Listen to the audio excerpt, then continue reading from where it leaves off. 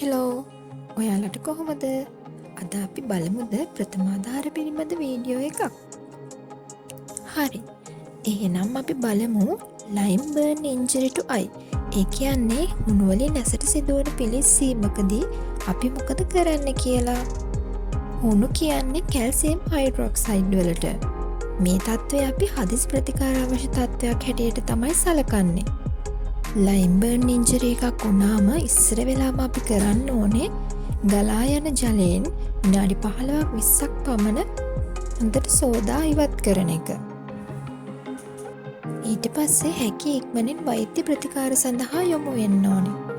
මේ වෙලාවේදී ඇහැ පොඩි කරන එක සම්පූර්ණයෙන්ම නවත්තන්න ඕනේ. කන්ටැක්ට් ලෙන්සස් දාලා තියෙනවා නම් අපි ඒ දේවලුත් ඉවත් කරන්න ඕනේ. ගොඩක් වෙලාවට ලයිම් බර්න් ඉන්ජරි සිදු කරගන්න අපේ පොඩි ළමයි. ඒකට හේතුව තමයි ගෙවල් වල බුලත් පිට කෑම සඳහා භාවිතා කරන හුණු පැකට්. ඉතින් මේ තත්ත්වය වළක්වා ගැනීම සඳහා නිවසේ හුණු භාවිතය නවත්තන්න ඕනේ. ඒ වගේම තමයි හුණු භාවිතා කිරීමේදී ඉතා පරීක්ෂාකාරීව කටයුතු කරන්න ඕනේ. ඉතින් එහෙනම් අපි ඊළඟ වීඩියෝවෙන් හමුවෙමු. අදට ගිහිල්ලා එන්නම්. ගුඩ් බයි ඔයාලා හැමෝටම.